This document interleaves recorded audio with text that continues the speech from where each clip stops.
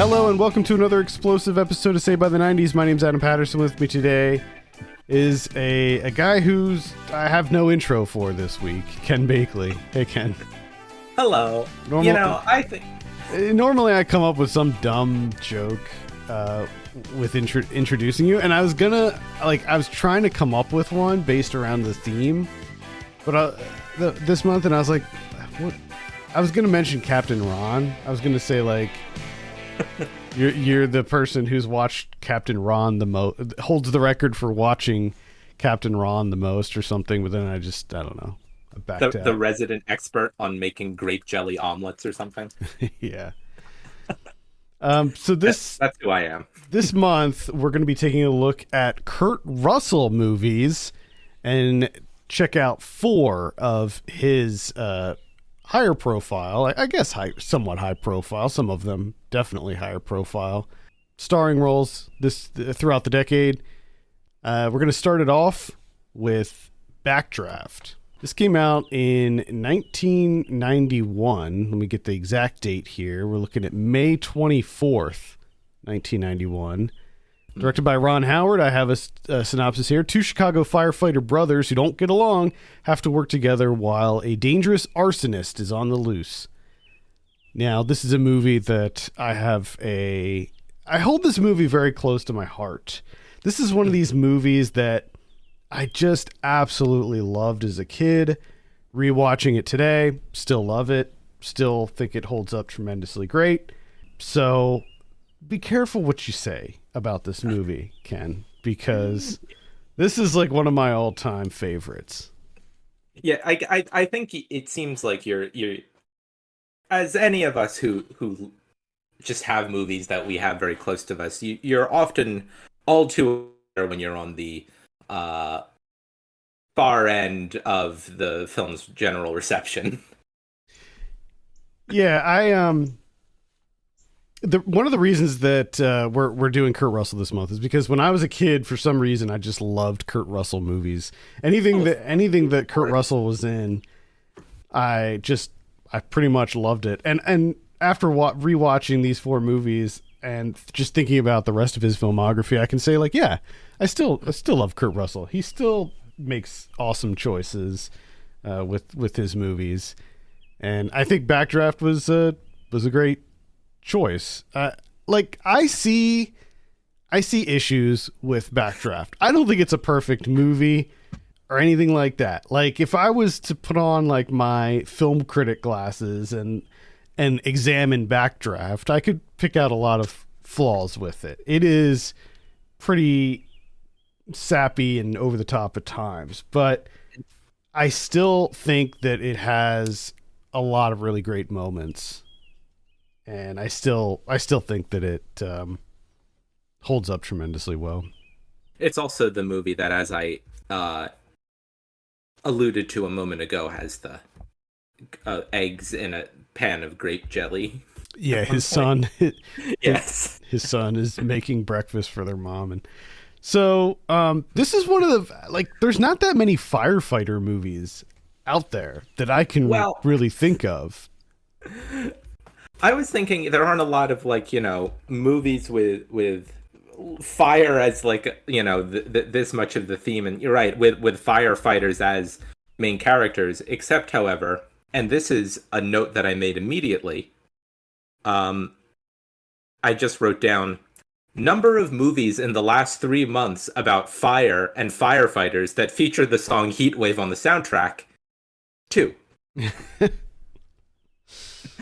Because, as you'll recall, Wilder Napalm. That is correct. Wilder Napalm. Yes. Lest we forget, Wilder Napalm. Also featuring the wonderful song "Love Is Like a Heat Wave." Mm-hmm.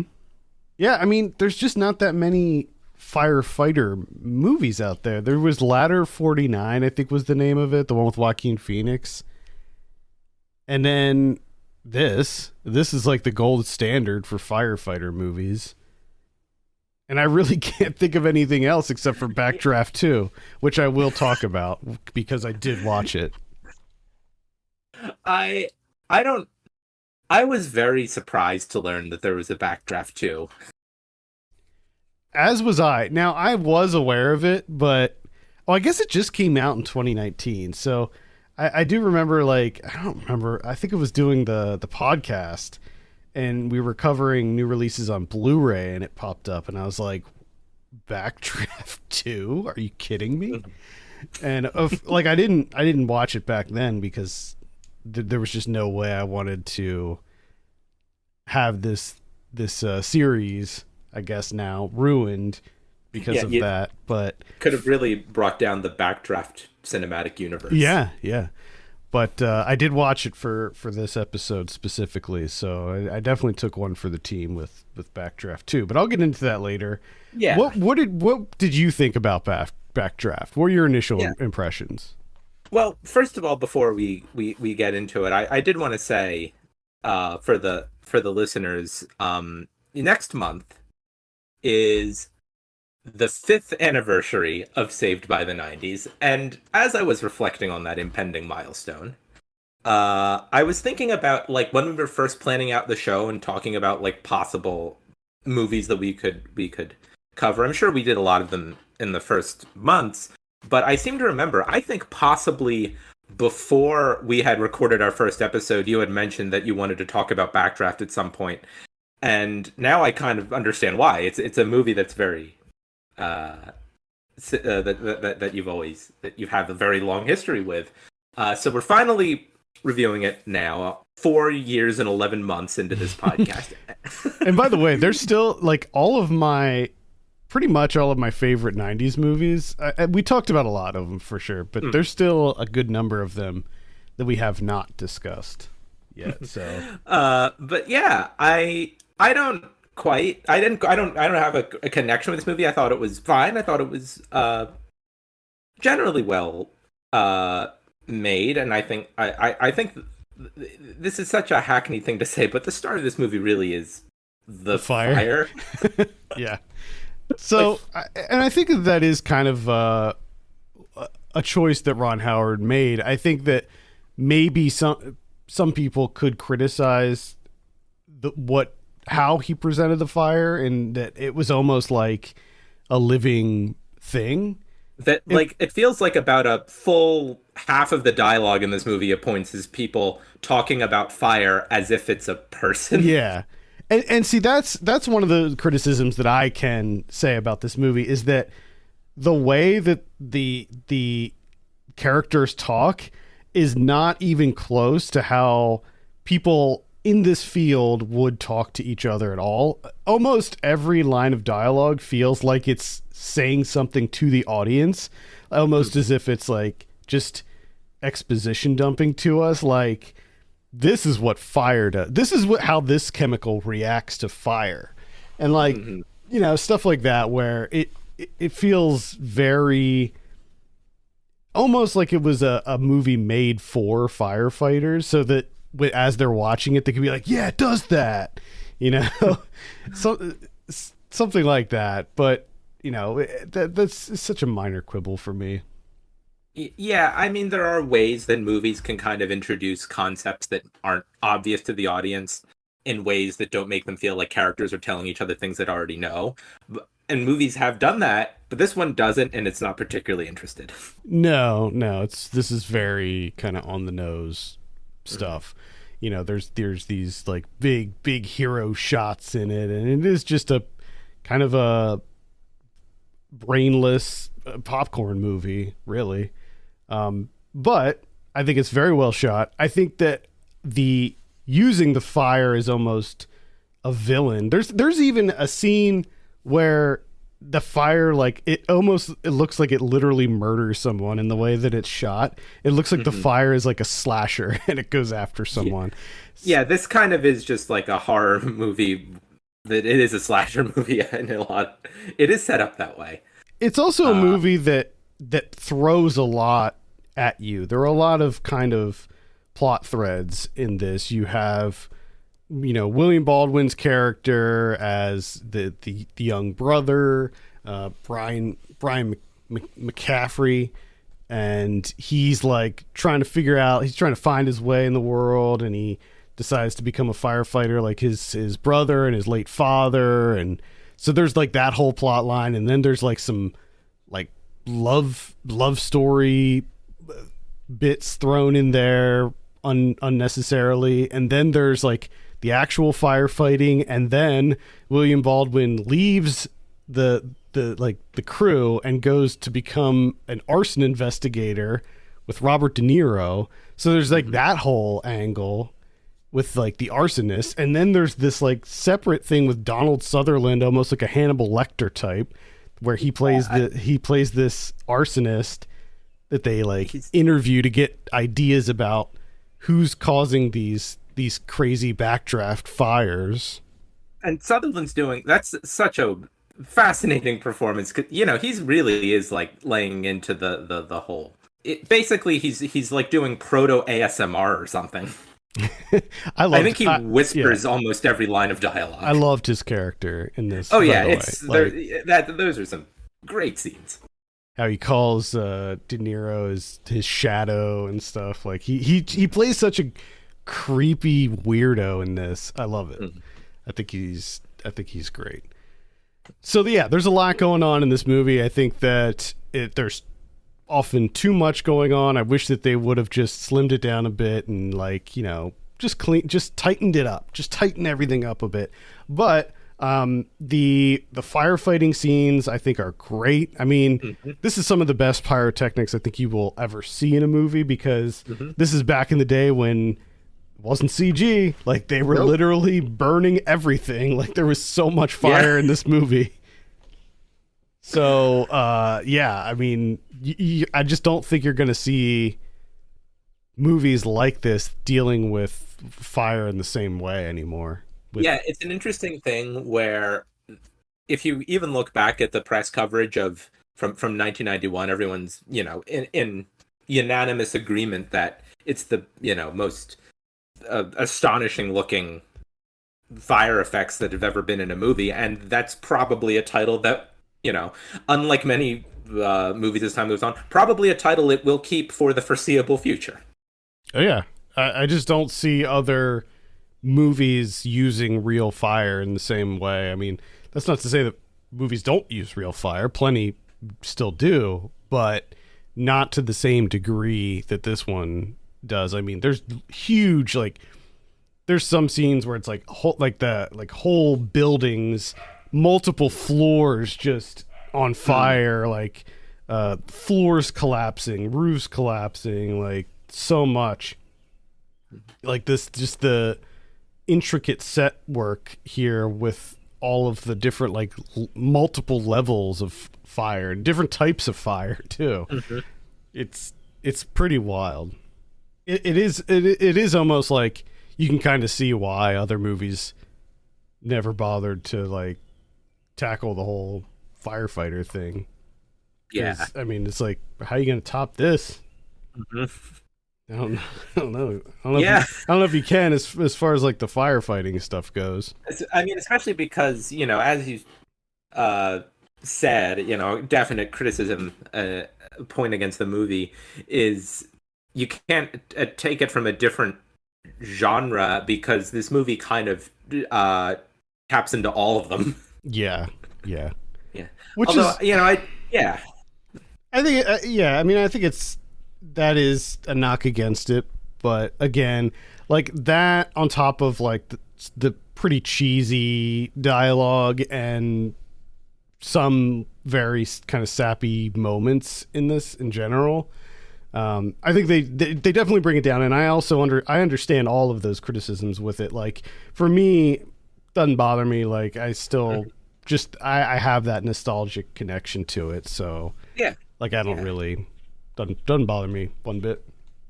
I also think it's interesting now to watch this movie many years afterward.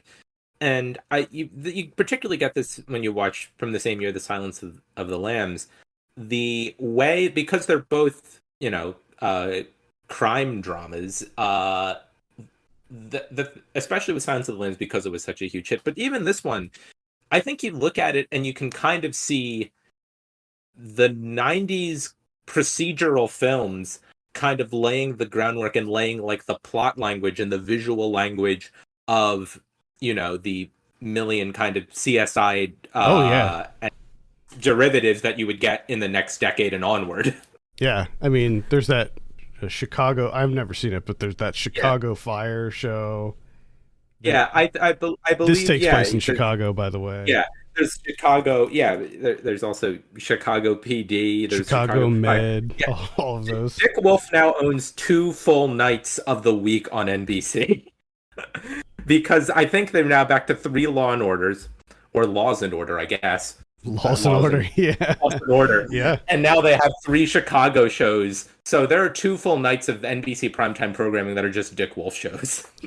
I would like to shout out the show Rescue Me, which was that show with Dennis Leary that was on FX way back in the day. That was a firefighting show, and that was a really great show. That was like the beginning. That was like at the forefront of the whole kind of prestige TV boom. It was one of the early ones, and that was a really great series. So there was some good firefighting TV, and they did, not every episode, but they did tackle some scenes that were actually fighting fires in that show, which was kind of impressive for the time. Mm-hmm. I assume that Chicago Fire does as well, but I bet it's just not anywhere close to the same caliber as something like Backdraft or even Rescue Me. I cannot imagine that it is. Oh my god! Did you know that Chicago Fire's been on for 11 seasons? No. I know this comes up all the time, but like the way that just network television just does not exist in the broader cultural zeitgeist. I don't know how long I would have guessed that Chicago Fire was on if you had asked me, but I would not have guessed 11 seasons and 239 episodes. No, I never would have guessed that. I probably would have said like 5 or 6 years. Yeah, or something. yeah, Like, that would have been. I think the one that really like showed me like this is just totally gone at this point is that the remake of Hawaii Five-O was on TV for almost as long as the original Hawaii Five-O was. Oh, God, I've never seen any of those like Chicago shows. Never. None of them. None of them appealed to me. I mean, I like Law and Order. I don't watch Law and Order anymore, so I don't know what's happening with that show. But they brought the original Law and Order back. Yeah, I knew they did that, and I think that I watched it because didn't they, when they brought it back, wasn't it like a crossover with SVU? Isn't that how they brought it back? Like I think so. I think that's like I think that's kind of like how because like I said, it's all under the same banner of Dick Wolf's shows. I think they just periodically do stories that just involve all 6 of them. I know that they've done SVU Chicago PD crossovers before because I remember seeing that. Anyway, did you know that he also has a 3-show franchise on CBS as well? FBI Most Wanted, and FBI International. I've literally never heard of those shows. So the original FBI has just hit its 100th episode, which means it can now go into syndication. Oh, God, that's wild. So let's talk about Backdraft 2. Okay. So the way that Backdraft 1 ends, Kurt Russell's character, Stephen McCaffrey, he gets killed tragically trying to save the arsonist who's starting all these fires, killing these people, who turns out to be one of his best friends / another firefighter played by Scott Glenn. And then Backdraft 2 takes place 20 years after the first one, where his son, Sean, is grown up and he is a fire marshal. So he investigates arsons just like William Baldwin did in the first one. So Backdraft 2 is a very similar storyline to Backdraft 1, but it's more on the procedural, like, investigation side of things. So there's not as much firefighting in it. There's some, but like not too much. Obviously, because they had nowhere close to whatever the budget was for Backdraft. They did not have a big budget for this one at all. William Baldwin comes back. He's now the fire chief, and so he plays like a surprisingly large role in it. And Donald Sutherland comes back as Ronald Bartell, the arsonist, and he plays a much bigger role in it too. So like, as they're trying to catch this arsonist, he goes back. Sean finds out that these arsonists went to meet Donald Sutherland, so he goes to talk to Donald Sutherland pretty regularly. So he has like maybe 3 scenes in the movie, which is, you know, 2 more than in the first one. Yeah. And yeah, this is...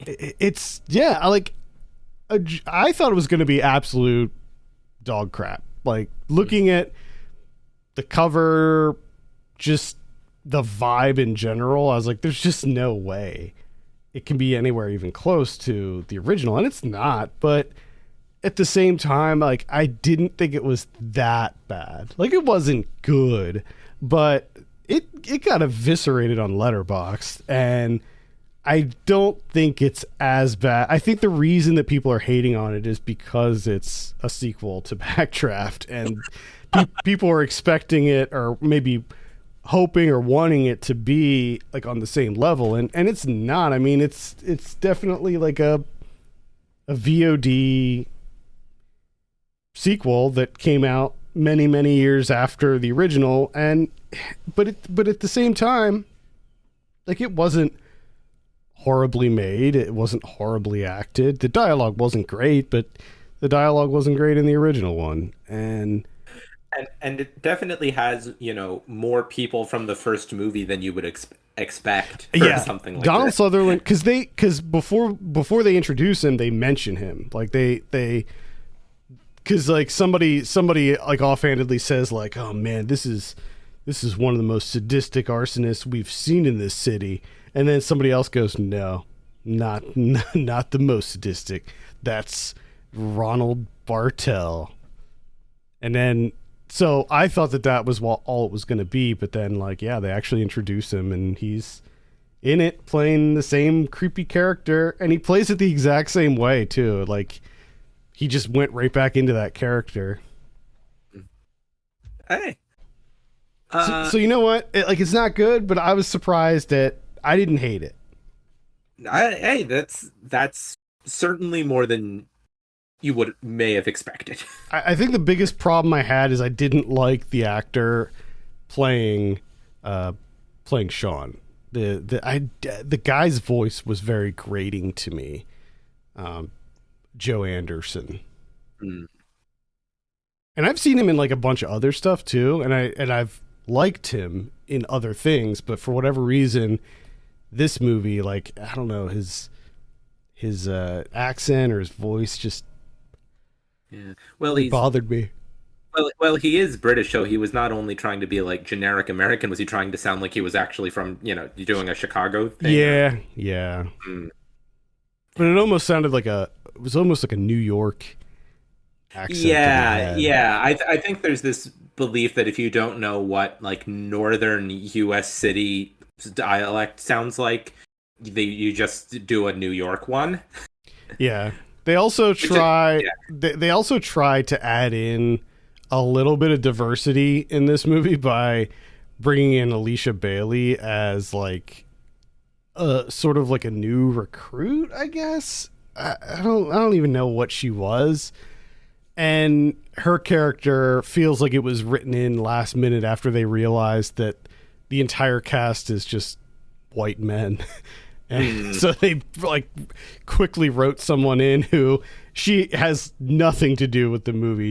You could easily eliminate her and the movie would play out the exact same. Yeah, I was about to say that sounds like a character that I'm sure was written with and created with the utmost sensitivity. Yeah. So that's another like problematic area for this movie. It just was poorly written, I think. But yeah, not an absolute train wreck.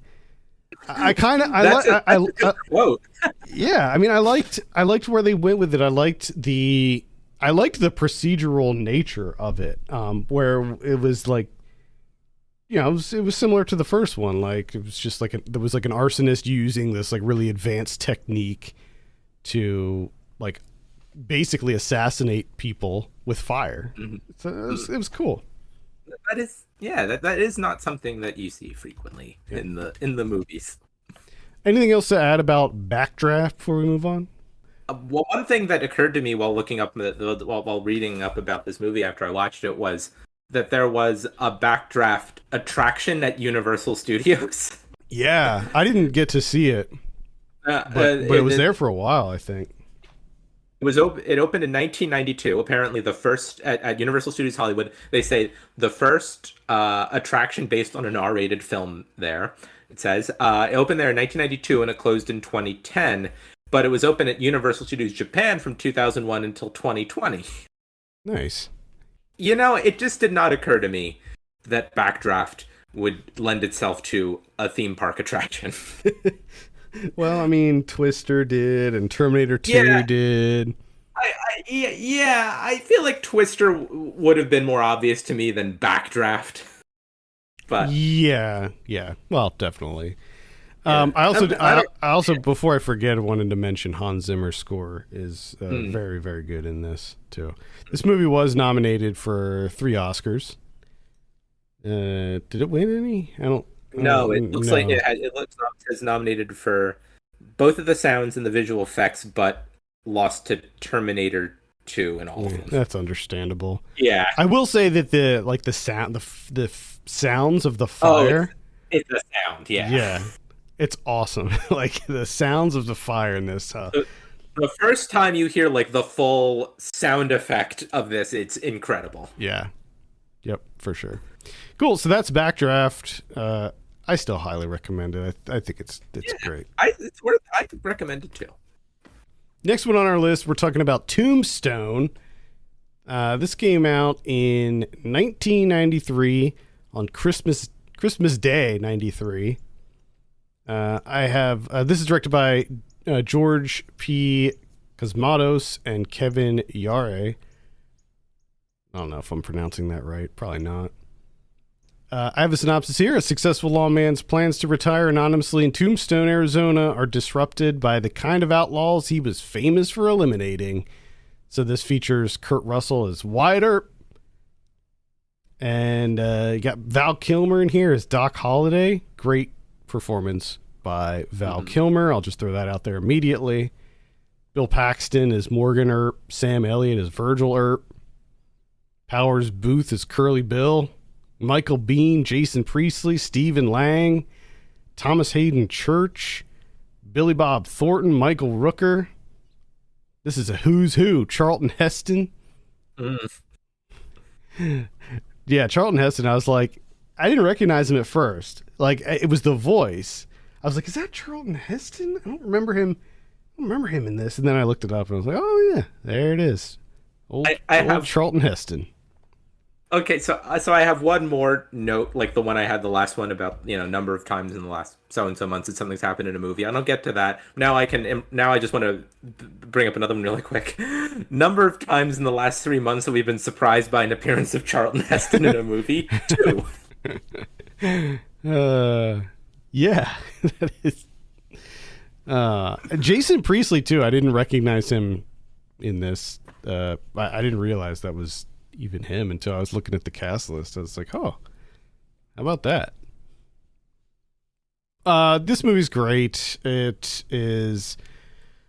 a classic Western, really. When I think of like a traditional Western, this is kind of what I think of. Because this is the kind of movie that was like really big when I was a kid. Like this and Unforgiven, even The Quick and the Dead, I think you could lump in there. Yeah, definitely that 90s wave of new Westerns, I guess. What was Young Guns 2. And then there was that other one that was like with Selma Hayek, I think. It was like the whole shtick was that it was like all women cowgirls, gunslingers. So yeah, there was a bit of a Western resurgence in the 90s, and I think that this and probably Unforgiven were at the forefront of that. Yeah. There was also another movie about Wyatt Earp with Kevin Costner. That is, yeah, that's true. But Kurt Russell named his son Wyatt, so Yeah, I mean, this one's better. yeah.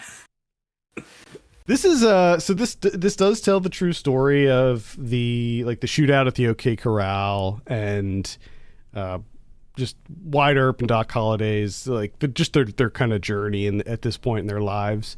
And it's pretty wild, man. Like they have a lot of information on how all of this stuff went down back then. Like they even have like quotes of like things that they were saying back then, which is kind of wild to me because it feels Yeah. like it feels like it was so long ago.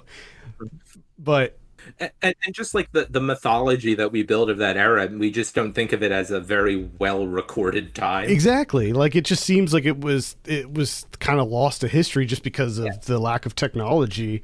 But I mean, Yeah, it wasn't that. it- In the grand scheme of things, it actually wasn't that long ago. I mean, Wyatt Earp lived until like the mid to late 20s. yeah, Wyatt Earp died in 1929. Yeah, so it's like that's kind of crazy when you think about it that Yeah. he lived into 29, and his common law wife who he meets in this they show him meeting in this movie, Josephine Marcus. She lives until like the 40s. She He was dies in 1944. Yeah. So it's just kind of wild to think about that.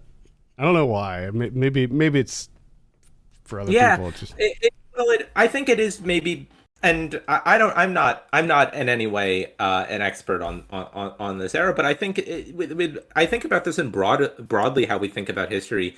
I think there is a point where as soon as something passes out of living memory, we kind of think of it as the same amount of distance as everything else that has passed out of living memory. But this really isn't even by the standards of the relative newness of the United States and American history.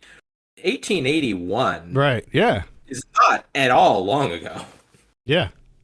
Yeah. It's just kind of crazy to think about like Yeah. how things were like not that long ago in this country. Yeah, within, not too many, if you think about it in terms of generations, not really too many generations back.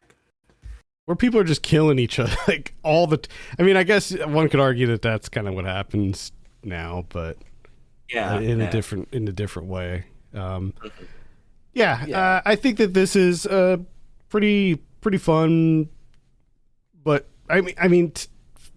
by today's standards, it feels a little just conventional to me, a little too conventional, maybe. Maybe. There's a lot of really good performances in here. I mean, obviously, this is an incredible cast, and everybody had a lot to work with, and they all did tremendously well. And there were a lot of fun shootouts and scenes. I think the dialogue was cleverly written. It was pretty witty. I liked. I mean, Doc Holliday really like Val Kilmer just destroyed that role where he was. His character was stricken with tuberculosis through the whole movie. So like the whole movie, he's just sick and sweating, and he still managed to just chew the scenery in every moment that he was in. So Performance. yeah, I mean, great. Yeah, I think for the most part, this is a pretty solid Western. I'm not generally like a big Western guy. So like for me, it's not like this really knocked it out of the park or anything. I'm just not that into Westerns in general. Like I don't have a lot of history with Westerns either. Like there's a lot of like old classic Westerns, like John Wayne stuff that like I just never saw. Mhm. So I'm definitely not an expert on the genre. Yeah, I'm not either really. But I like this movie. I for some reason am fixating on the release date of it. Christmas 1993. Really is. You can feel like this is a great see it over the holidays kind of movie. Yeah, I guess. Yeah, it's relatively long, and it is involving, but it doesn't ask a ton of you as a viewer. True. Yeah, that is true. It's the kind of movie you could take your grandpa to over the holidays and he would like it. Yeah, yeah. If we think that it's like it's got a yeah, It's a manly it's got a movie. lot of appeal. Yeah. Sorry. I said it's a manly movie. You could take your conservative uncle to go see it and he'd be into it. It's got a lot of wide appeal. I I liked it. I don't have too much to offer, really. I think like comparing this to some of the other 90s like westerns, I still liked The Quick and the Dead and Unforgiven more than this one because I think that those two had more on offer. Like The Quick and the Dead I don't think was a better movie to be clear, but it was more fun and like Sam Raimi's like camera work and stuff I think added a lot to the genre there, whereas this one I feel like it looked okay, but there really weren't any specific like scenes or shots that really kind of impressed me that much. It all just felt like it was being shot on a generic western desert set. Mhm. And it's not that's not like there's really nothing wrong with that. It was just like it wasn't really adding much to the genre for me. Like I understand that this is a movie that, back then there probably been a lot of movies since then that have been inspired by this movie and it does tell a really crazy true story. It's just wild to think about that this is or something Yeah. similar to this actually happened. Mhm. And they seem to get the broad strokes right. I like briefly looked up the true story of this as I was watching it, and it does seem like they kind of got the broad strokes of this correct. Mhm. So yeah, I mean, it's worth a look. I'd say if you're in the market for a good solid western, you can't go wrong with Tombstone. No. One thing I do want to share, one fact from the production of the film that I've seen reported in multiple places, so I have to assume it's true, and I want it to be true. There are no fake mustaches in this movie. Oh, nice. There are All really good. there are so many mustaches, like huge mustaches, like mustaches I wish I had the ability to grow. Mhm. Very impressive. Here's another fact about this movie. The director, George P. Cosmatos, his son, Panos Cosmatos, is a director, and he did Beyond the Black Rainbow, and that movie was funded with residual checks from this movie. So without Tombstone, we wouldn't have Beyond the Black Rainbow. This movie, I mean, that truly is a legacy for a movie to have. It funded another completely unrelated movie. Yeah, thought that was kind of a wild Yeah. kind of a wild fact. Yeah. Yeah. So check out Tombstone. I give it a recommend, certainly. hmm Moving on to our third feature, we're talking about Escape from L.A. This came out in 1996, August 9th. This is a big summer blockbuster, boy. This is directed by John Carpenter, the one and only. I have a synopsis here. Snake Plissken is once again called in by the United States government to recover a potential doomsday device from Los Angeles, now an autonomous island where undesirables are deported. I've got another note here. Uh-huh. Hit me. Number of movies in the last 2 months that have featured Los Angeles being split off into its own island after an earthquake a shockingly low number of years after the film's release is said to occur. 2. Yeah. Now, if anyone wants to take these and make them their own oddly specific letterbox lists, you have my permission. Yeah, this one. So the big quake takes place in the year 2000 in this one, and by what 2013 is Or when this. 2013. Yeah, so this movie takes place in 2013, and wow, is it a very different world in 2013? I mean, holy cow! We talk a lot about like, how it's weird when a movie, is set in the year that you're watching it. I think the even weirder thing is when a movie is set 10 years before when you're watching it. Yeah, and it's like so far advanced. Um, Yeah, the same thing that happened last month. this movie, I remember I was at my grandma's house, and she agreed to rent this for me on pay-per-view, and so this is a pay-per-view watch for me when I was a kid, and I absolutely loved this movie. I didn't see Escape from New York, mind you. I only saw Escape from L.A. at this point. I saw Escape from New York years later. And I remember being really bummed out by Escape from New York because it's essentially the exact same movie, and it really bothered me that it was like the same thing.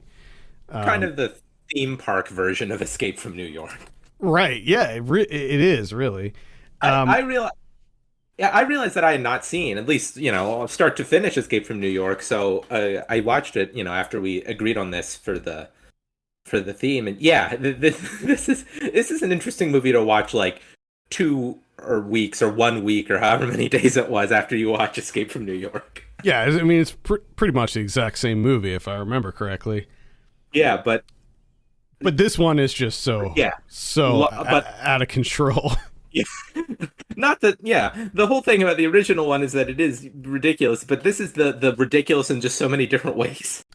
Yeah, I mean the like every other scene of this movie is completely over the top. And I mean it felt like Carpenter knew that and was leaning more heavily into it.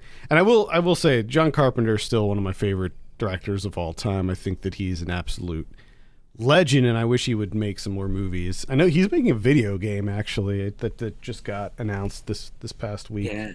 Mhm. But this movie is just so crazy, and it's fun. I love this movie. I think that it is.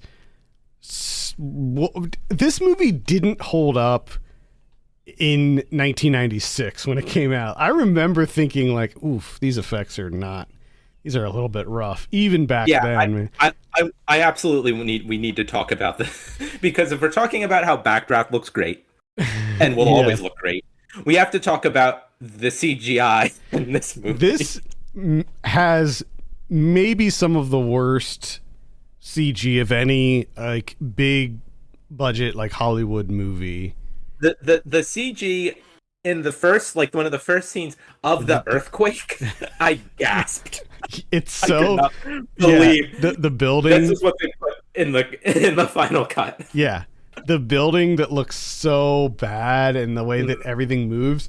And then, you have it's the same plot, basically the same plot as New York, where you have Snake Plissken, he's a prisoner. He's like, "Hey, you're going to get a full pardon. You got to go into L.A. and recover this black box." So they're like, "Okay." He's like, "Well, how am I going to get there?" Like, "Okay, we're going to put you in a submarine." The submarine that they put him in is, I mean, I remember when we used to do Ryan Watches a Movie, anytime he would see bad CG, he would liken it to the show Reboot, which was this like 90s kids show that had some of the worst, like earliest CG ever. This submarine scene actually looked like something out of Reboot. There was like no texture on anything. So it just looked like smooth shapes, like a smooth cone shape, and that was the submarine. It was tremendously bad. Like I couldn't believe it. Yeah. So he goes, yeah. So that's awful CG. Then later on, you have the surfing scene with That was with Peter Fonda, and that scene is in and of itself is unbelievable. Where you see like Buscemi driving by the giant tidal wave, and it all looks so awful. But you know what? Like I think that the really terrible CG in this just kind of adds to the charm at this point. Yes. And then later on you had like the paraglider scene with Pam Grier as Hershey, and like I will say, you know, through the lens of 2023, the how her character is portrayed is not. I was gonna ask you what you thought about that scene, because I totally forgot about that. I think we would. I would hope that we as a culture would make better choices in 2023. What was Hershey's original name? Was Carjack? It was like Carjack Malone or something. Yeah, it's a lot of really awful, you know, like ways to depict a trans character. So that definitely did not hold up. Yeah, that certainly did not age well, much like the CG. Yeah, I think that by 96, that was probably bordering on inappropriate. I would think so. Yeah, I don't know. Maybe I'm wrong. Well, the scene when he grabs the gun. I mean, that's like it's one thing, but then like that scene when he yeah. Anyway, no. We'll move on. We're gonna have to say that we did not like that and move on. We'll move on beyond the Hershey scene. Nothing against Pam Grier though; she's great. Oh no, I love Pam Grier. Yeah, that's a character. That's the material she was given. What else? Yeah. A lot of great people in this. In addition to the folks that we already mentioned, you have Stacy Keach here as Commander Malloy. He was kind of a bad guy, but then you have AJ Langer in here as Utopia, who is the president's daughter. So the whole premise here is that the president's daughter gets hooked up with this like revolutionary guy named Cuervo Jones, which is a ridiculous name to me. I don't know why. And she steals this, what turns out to be this EMP weapon, and goes to Los Angeles to hand it over to him. And then she realizes that he's kind of like a serial killer, or a mass murderer, rather. We added a bit more to the lore of the movie. The president in question is like a theocratic, you know, fascist dictator.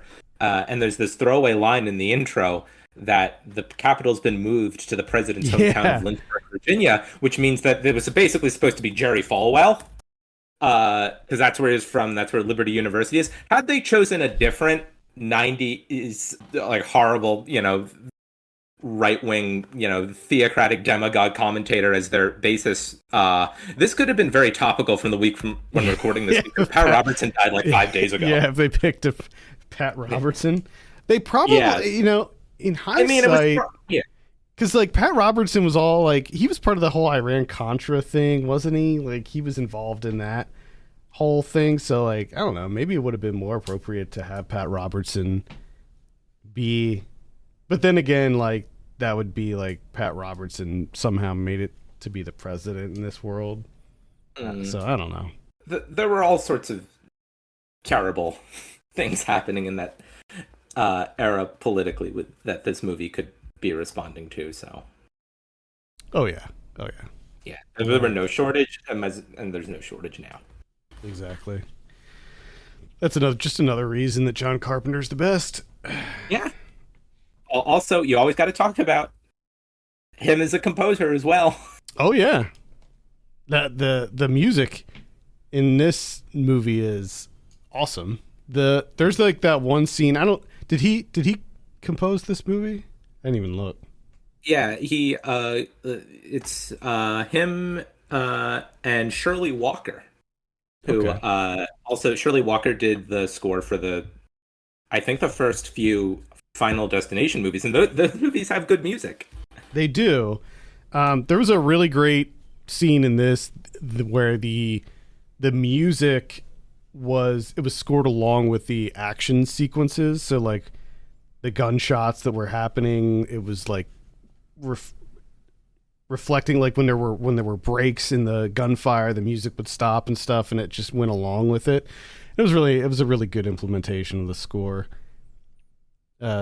Bruce Campbell's in here as the Surgeon General of Beverly Hills, and in one of my favorite scenes of the movie, I loved that scene. I mean, what a character name! Yeah, where there's this like weird underground cult of plastic surgery freaks who they've had too much plastic surgery and it's like all falling apart, so they have to go out and like steal body parts from other people to continuously do surgeries to keep their appearance going.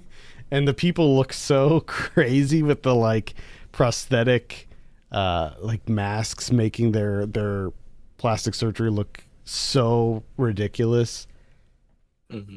I love that scene. That was a great scene. I just think there's a lot to like about this movie. It's it's cheesy. Like the basketball scene, by the way, like the basketball scene is so like, it was like one of those things where, you know, like when Carpenter was shooting it, he was probably thinking like in his head, he probably thought that it looked really cool. But when you see it, like Kurt Russell in like that skin tight leather, just dribbling a by himself, dribbling a basketball down a court, not looking particularly, you know, good. I know Kurt Russell was a baseball player. I don't know if he played basketball, but he didn't look that great at it. So that was kind of a rough scene. When I said that is specifically, I think one of the scenes that I was thinking of, really the scene I was thinking of when I said this is like the theme park version of Escape from New York. This is the Backdraft, the ride. Yeah. And that is not a bad thing in and of itself. Yeah, like that scene, the lead up to that scene, it's like it seems like it's going to be like a Thunderdome type of thing where people are going to be pitted against each other. So you're like prepped. You're like, oh man, Snake's going to have to like fight some kind of crazy mutant or something. And then they're like, nah, you gotta shoot. You got to get 10 points full court. It's just like, well, what? And also like this right before that, the contestant who was before that, he didn't do it. So he got shot. But the way that he got shot is that there were people on all four sides of the fence in the basketball court, and they all shot him at once. And it's like, they would shoot each other. They're shooting directly across from each other. That's not a good idea. No. And yet somehow they didn't. They just shot him. It's funny how that works in the movies. I was kind of hoping that there was going to be a third Escape From movie. I think that at one point there was some talk of it, and I know that Snake Plissken I believe that he's shown up in like other, like maybe comic books or something, because he's such a cool character, and I think that this would have been really cool as a trilogy. I mean, they do mention an interim escape from Cleveland. Yeah, that's right, they do, but we don't see it. Yep. Yeah, they mentioned Cleveland a couple times in this. And well, because like, you know, I guess he did some crazy stuff in Cleveland since he was like he was he was like the most famous person in the country. Literally everybody knew who Snake Plissken was. Everybody, like everybody. Yeah, well, this is about, 15 years in between the two movies. So you know that meme that was, it's like the futuristic, city with the flying cars, and it says society if whatever happened. We need one for that, but it's society if there was Escape from Cleveland in about, 1990 or so. Complete the trilogy. Oh man, I would love Escape from Cleveland. I think that'd be so funny. Come on, John. You gotta do it. You gotta do it, man. Nick Castle. You know you want to work on another Escape From script. I know you do, Nick. Anyway, that's Escape from L.A. Again, I highly recommend this one too. I think it's really fun. It is it is laughable. Like it's sort of not intentionally funny at moments, but I think that makes Hey, it yeah. that just makes it more entertaining. The final film that we're going to be talking about this month is Soldier from 1998. This is kind of the one that got us talking about this Yeah. theme, really, because last month we were talking about Paul W.S. Anderson, and it got me looking at his filmography, and I saw Soldier, and I was like, oh man, I want to rewatch that. And that's how it started. This came out October 23rd of 98. I have a synopsis here. A soldier trained from birth is deemed obsolete and dumped on a waste planet where he is reluctantly taken in by a community of defenseless, stranded wayfarers. Not a great poster for this one that I'm seeing here. Oh, Which is it's unfortunate because I feel like the poster doesn't necessarily represent the movie, because especially because there's a scene, there's a part in the like upper left corner where it shows like spaceships that appear to be shooting at each other, which that's not in the movie. Like, we don't have space battles in this movie. Like it takes place, like some of it there are ships, there are spaceships, but this makes it look like it's kind of like a Star Wars thing or something, and that's just not the case. And then of course you have the floating heads, you got the orange and like kind of bluish hues here, more purpley. Yeah, it's just it's kind of a crappy poster. Don't like it, but I did like the movie. I obviously loved it as a kid, and I gotta say, like, I still like it now, and I think that I like it for different reasons than I did as a kid. As a kid, I just pretty much liked it for the action and the kind of the sci-fi themes. But watching it now, I think I kind of maybe didn't recognize like how good this movie looked. Like from a visual standpoint, like this movie looks really good, and I think that after seeing this, I think that this might be it's certainly one of Paul W.S. Anderson's best looking movies. Yeah, it's a very good looking movie. Like there's actually some really cool like stylistic moments in this where he plays around with like different lighting and stuff, and I like the look of the planet, the ships, like all of that stuff looks really good. The effects work is quite good in this too, which is crazy, you know, like comparing this to Escape from L.A. where, you know, Escape from L.A. looks like Transformers Beast Wars, and this which comes out, you know, 2 years later. What's the budget on this? Soldier. Does it have a budget? 60 million. Okay, so it was more expensive than Escape from L.A. So I don't know. It's still regardless looked leaps and bounds above Escape from L.A. when it comes to the effects work here. And I just think it's a cool movie. You know, it's like kind of a Universal Soldier type ripoff, but I think that it's a role that Kurt Russell kind of can excel at. Although I think that I like Kurt Russell as more of like a wise cracker, you know, like a guy who's like cracking jokes, and like a Jack Burton from Big Trouble in Little China type. I like that more than the kind of silent, stoic, brooding Kurt Russell that we got in this movie. He has like 3 lines of dialogue in this movie. He's still cool in it, you know. He's still like a badass soldier guy. He's like a super soldier, but I don't know. I like I like that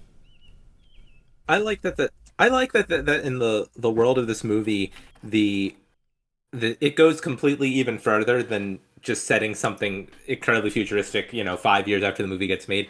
This one says that the science fiction, divergence happens 2 years before the movie comes out. Because apparently the program begins in 1996. Yeah. Yep. And Kurt Russell's name is Todd 3465 in this, which is, you Of know, the Newport 3465s. you just don't like. So Todd 3465. You wonder, is he the 3,465th Todd that they've made? That's what I'm wondering. I don't think there were that many babies named No. Todd in 1996. Were there? I don't think so. I feel like Todd, that was not. I feel like there were more Todds earlier.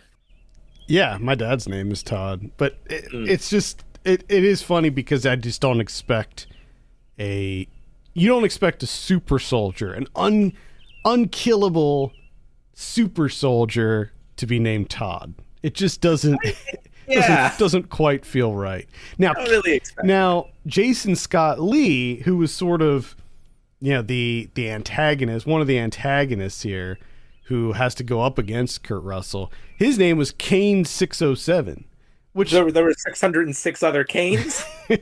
now Kane 607 is definitely a more kind of tough guy name than Todd They should have switched 3465. character names. Yeah, that'd probably be better. You have Jason Isaacs in here as kind of a.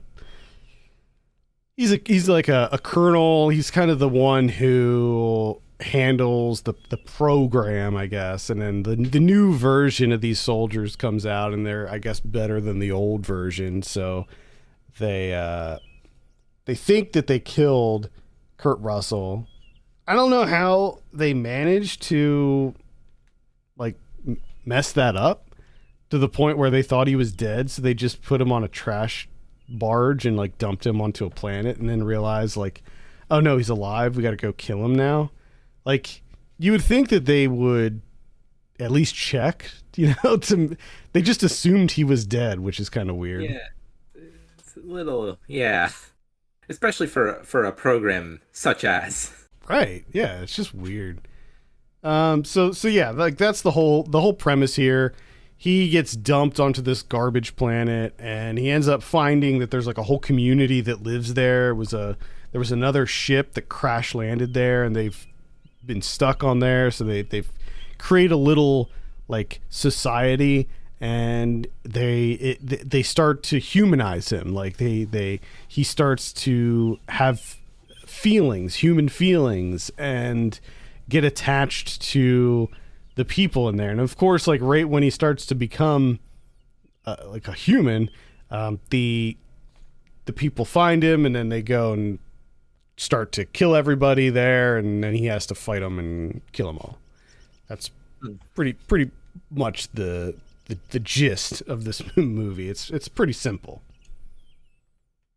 Yeah. But I think it's quite good. I think it's fun. There's some really good action scenes. I like the design work here. I like the way that the weapons look and the ships, and the way that the garbage planet looks. And you have a good cast of characters here. In addition to the people I mentioned, you have Sean Pertwee in here.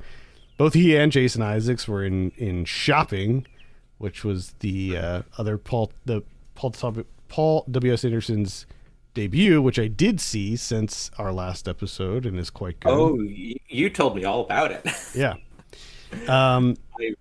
It's quite good, and I do recommend it. You have Connie Nielsen in here as Sandra. There's like a weird kind of love story that emerges. I think that Kurt Russell's character, Todd, I think Todd kind of falls for Connie Nielsen's character, even though she's married. Gary Busey's in here. Busey's great in this. I think he's kind of wild, but he's not like quite there yet. He's not like full on Busey in this, but you can tell he's like heading that direction. So yeah, fun little sci-fi action movie. I don't know if this would compare to something like Universal Soldier. Like, I think I probably still liked Universal Soldier more, but this was still I think a good a good time. I just wish that they did a little bit more with Kurt Russell in the humanizing aspect of it. Like, you know, make a little bit more progress with him before they brought, you know, the hammer down on him, so to speak. Yeah. Because I think that would have been, that would have been a more interesting thing where, like, if he's been there for like several years or whatever, and like he becomes like fully reformed, he you know, cares for his fellow man, and he throws away his violent tendencies and like becomes like a regular citizen, and then he all of a sudden he's thrust back into this world, and he, you know, maybe at first doesn't want to go back to it. That's not what happens in this movie. I think that it's much more straightforward. Like, the people land and he immediately starts killing. Yeah. Yeah.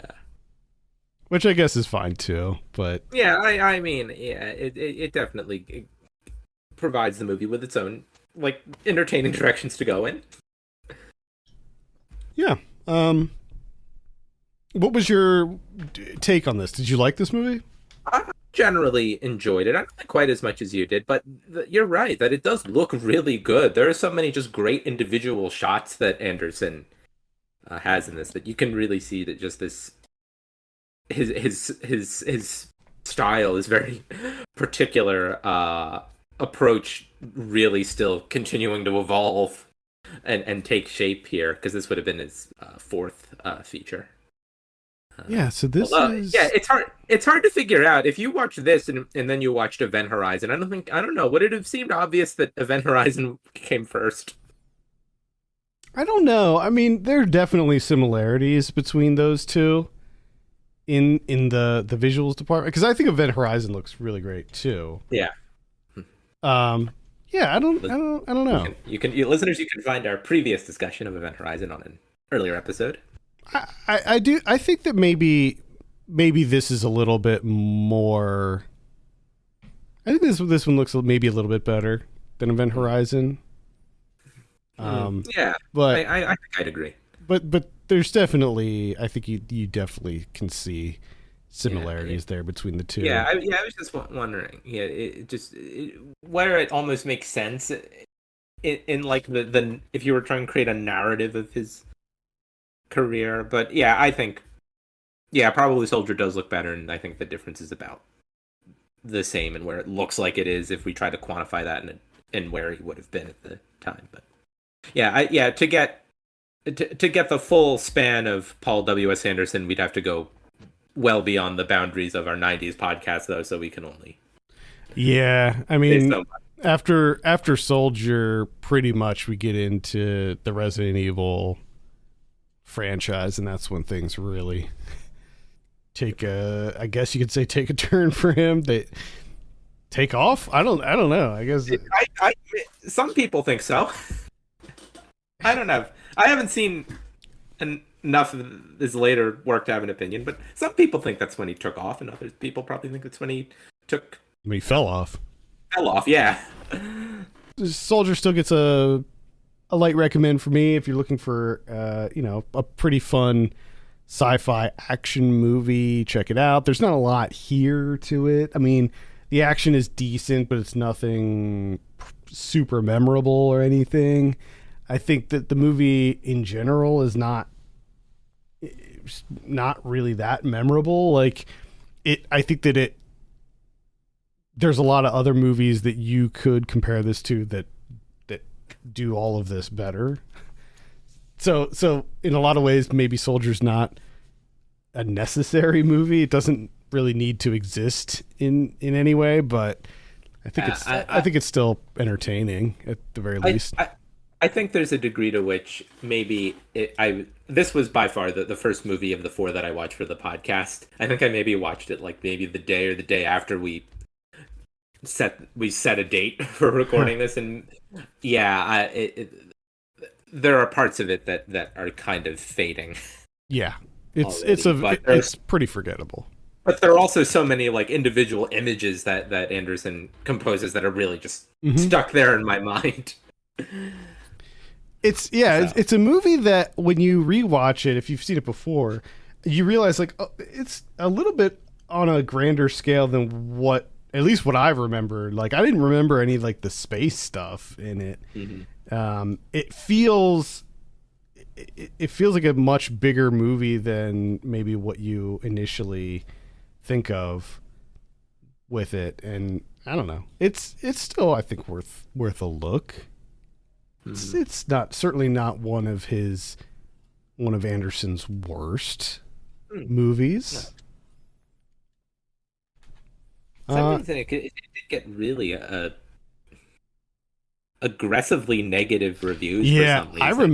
I remember when it came out that I didn't see it until it was out on video, and I do remember that it was one of those that like came and went really fast in theaters, and like it just was not well received at all. And for some reason I thought that they made a sequel, but like a straight to video sequel, but I was wrong about that. I must have been thinking of Universal Soldier, because they did make a sequel to that. Yeah, this movie lost a fair bit of money. It off of a $60 million budget, it only grossed $14.5 million worldwide. So, lost a lot of money. Yeah. Lost a whole lot of money. But, just like most other white men directors in Hollywood, Paul W.S. Anderson continued to fail up. Well, in terms of yes, but also in terms of finance, I was about to say, that could have been the start of a slide in his career. I mean, he would have gotten more chances, but he did have the good fortune to make Resident Evil as his next movie. Yeah, I mean, maybe that was going to be his last hurrah, like his last chance. If that Resident Evil bombed, I don't think he would have been making any more studio films. Yeah, I mean, I think it did not do well critically, but it definitely. Interestingly, they only gave him $33 million for Resident Evil, compared to $60 million for Soldier. For Soldier, which was a much smaller movie when you think about it. Like Resident Evil, by this point, was a big franchise. Like the video games by this point were like pretty popular, and so it's interesting that they obviously didn't trust him that much, only giving him $33 million. They also got $60 million for Event Horizon, which also lost money. So, yep, that's true. They were just subsidizing him. Well, but Resident Evil grossed $102.9 million worldwide off of its meager $33 million budget. So that was a big winner. Mm-hmm. And then I don't know, like how all the sequels, like there were so many. Like, did they all make money? I mean, I can't imagine that.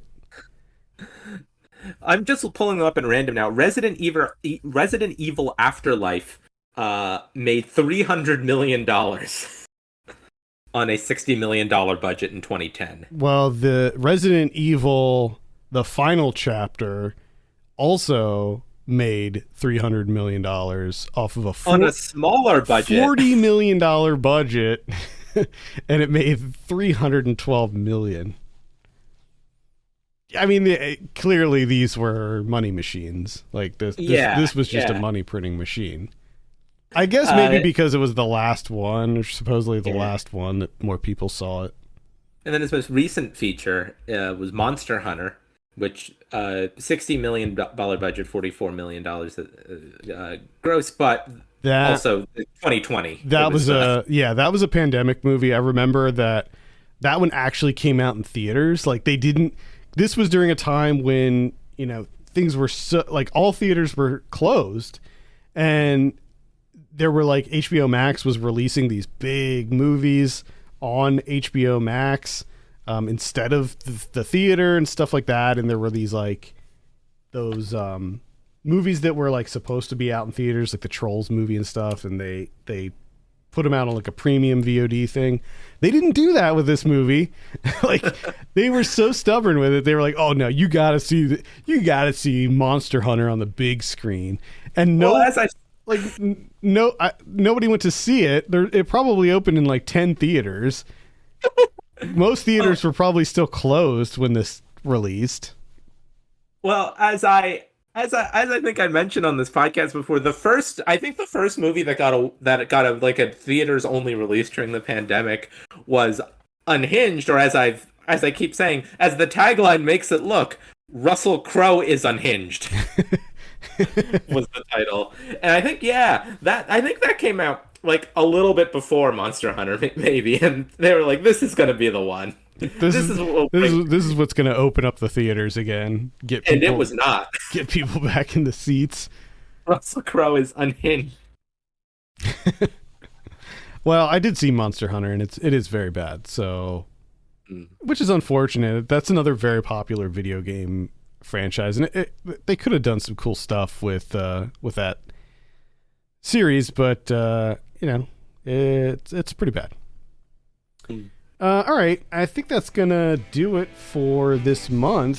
Thank you so much for tuning in. You can send us your 90s memories to 90s@filmpulse.net or by DMing us on Facebook or Twitter at 90spod. You can also, if you have a moment, consider reviewing us on iTunes. That'd be great. Until next month, for Ken Bakley, my name's Adam Patterson. This has been Saved by the 90s. Bye, everyone.